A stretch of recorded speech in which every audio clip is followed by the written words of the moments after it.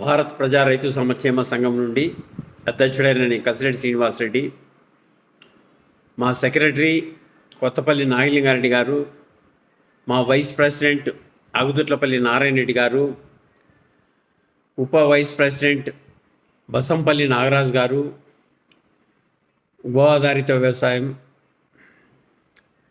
Joint secretary గరుడశేఖర్ Reddy గారు, organising secretary Mylavaram Mallareddy గారు, రైతు నోటరీ లాయరు సత్యనారాయణ రెడ్డి గారు, ట్రెజరర్ మరి ఈసీ మెంబర్స్ దేవేందర్ రెడ్డి గారు, గో ఆధారిత వ్యవసాయం, ఎల్ఐసి చంద్రశేఖర్ రెడ్డి గారు కదిరిపల్లి రైతు, శివానందరెడ్డి గారు ఉపర్పల్లి రైతు, శివ కాంట్రాక్టర్ అనంతపురం, శ్రీనివాసులు రైతు అనంతపురం, హనుమన్న గారు లాయరు అనంతపురం, వెంకట శివారెడ్డి కొట్టాలపల్లి రైతు, క్షమించాలి నాగిరెడ్డిపల్లి వెంకటరెడ్డి కొట్టాలపల్లి రైతులకు ప్రజలకు అందరికీ నమస్కరిస్తూ ఈరోజు రైతు పడుతున్న కష్టాల మీద ఒక చిన్న వీడియో తీస్తున్నాను. తెలంగాణ ప్రాంతంలో అయితే మన రైతులకు ధాన్యం పుష్కలంగా పండింది, కానీ కొనే ప్రభుత్వాలు సరిగా లేక రైతులు చాలా ఇబ్బంది పడుతున్నారు. దాదాపుగా నెల నుంచి కూడా టీవీలో చూస్తున్నాం, వాళ్ళకి ధాన్యం నానిపోవడము, చాలా ఇబ్బంది పడుతున్నారు. మరి గవర్నమెంట్ వాళ్ళకి అంటే భారతదేశంలో ఉన్న రైతులందరికీ గురించి కూడా మేము మాట్లాడుతున్నాం. ఎందుకంటే భారతదేశంలో 165% రైతాంగం ఉండేది. మరి ఎక్కడికక్కడ ప్రతి గ్రామంలో కొన్ని ఎకరాల్లో గిడ్డంగులు వాళ్ళకి ఒడ్లు ఆరబోసుకోవడానికి అన్ని సౌకర్యాలు కల్పించాలని చెప్పేసి కోరుతున్నాం. ఎందుకంటే ధాన్యం పండే ఏ ప్రాంతంలో అయినా సరే ఆ విధంగా ఏర్పాటు చేస్తే రైతులు నష్టపోవడానికి అవకాశం ఉండదు. కాబట్టి యుద్ధ ప్రాతిక మీద ఈ సౌకర్యాలు రైతులు కల్పించాలని చెప్పేసి కోరుతున్నాం. మరి ఇప్పుడు మృగశిర కార్తీ ప్రారంభమైంది, మరి నార్లు పోసుకుంటున్నారు.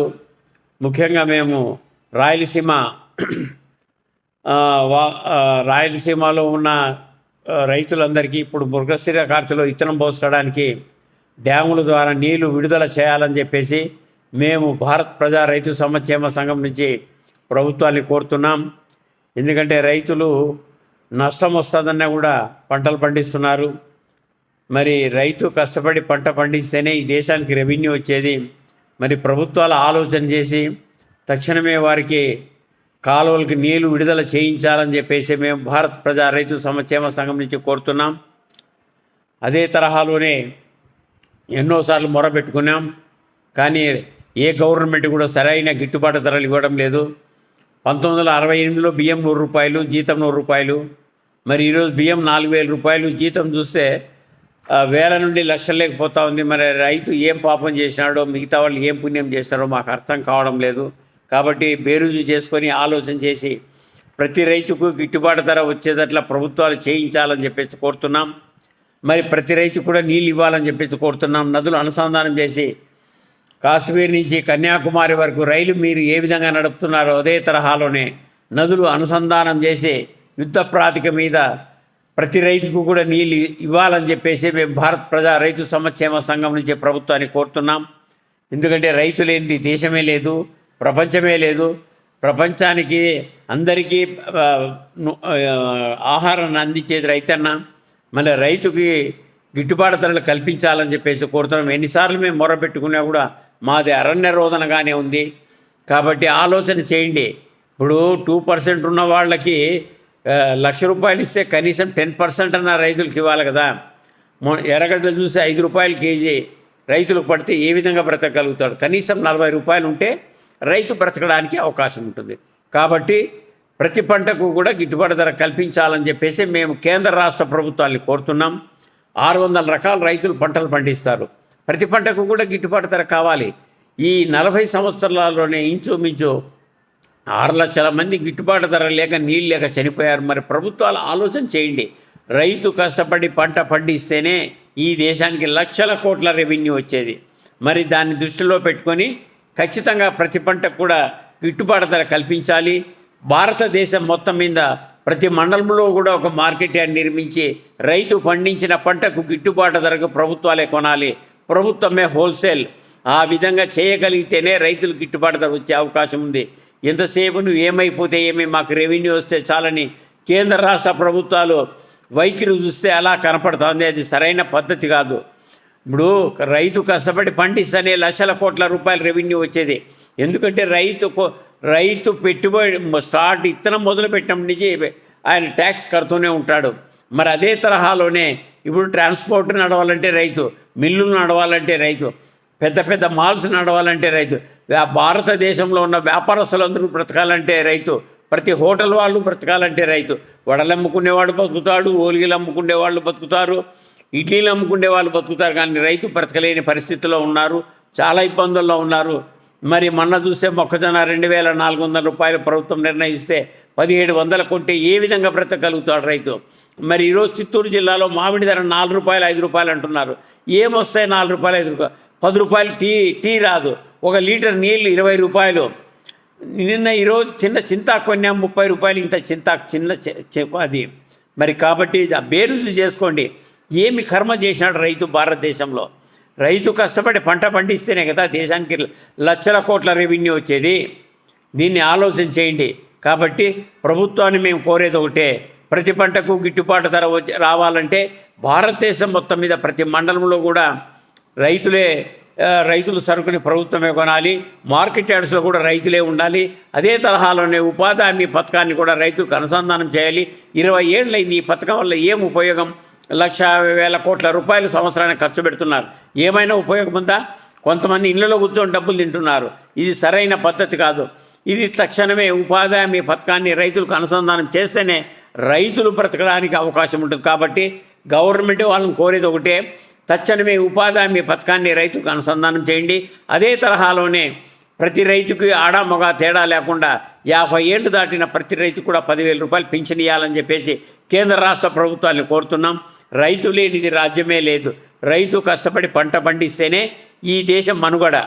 లక్షల కోట్ల రెవెన్యూ వస్తుందంటే ఎవరి నుంచి వస్తుందంటే కేవలం రైతు నుంచే. కాబట్టి రైతుల్ని కాపాడితే రైతులు దేశాన్ని కాపాడుతాడు, ప్రపంచాన్ని కూడా కాపాడే కెపాసిటీ రైతులకు ఉంది. కాబట్టి ఇకనైనా కూడా ఆలోచన చేసి ప్రతి రైతుని బ్రతికిస్తే రైతులంతా కలిసి దేశాన్ని బ్రతికిస్తారు. మరి నదులు అనుసంధానం చేసి ప్రతి రైతుకు నీళ్ళు ఇవ్వండి.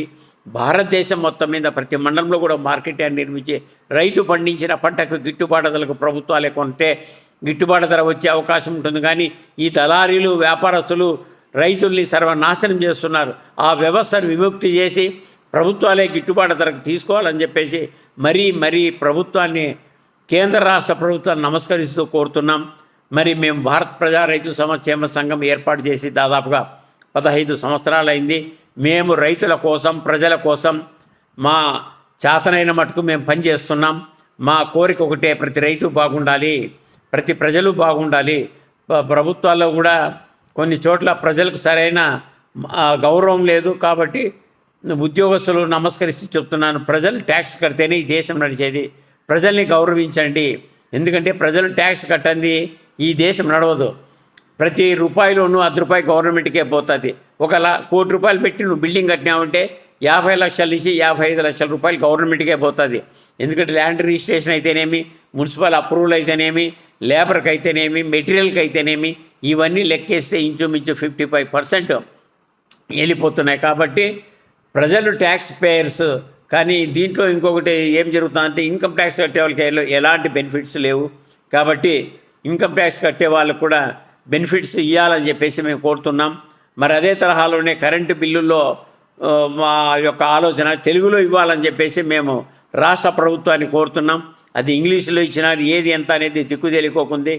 కనీసం అంటే కూడా మాకు ఈ ఎండాకాలంలో 20,000 రూపాయల దాకా మాకు బిల్లు వస్తూ ఉంది ఒక నెలకి. ఒకప్పుడు మేము ₹2 బిల్లు కట్టేవాళ్ళం. అంటే 60 సంవత్సరాల కిందట నెలకు రూపాయి కట్టేవాళ్ళం. ఈరోజు ఒక నెలకు వచ్చేసి 20,000 రూపాయలు కడుతున్నాం. కాబట్టి మీరు ఆలోచన చేసి బిల్లులు తగ్గించాలి.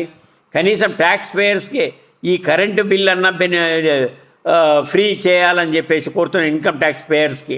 కాబట్టి ఈ దేశంలో ఇన్కమ్ ట్యాక్స్ పేయర్కి అయితే చాలా అన్యాయం జరుగుతుంది, వాళ్ళు కూడా న్యాయం చేయాలని చెప్పేసి మేము భారత్ ప్రజా రైతు సంక్షేమ సంఘం తరఫున ఇన్కమ్ ట్యాక్స్ పేయర్స్కి అందరికీ న్యాయం జరగాలని చెప్పేసి కేంద్ర రాష్ట్ర ప్రభుత్వాన్ని కోరుతున్నాం.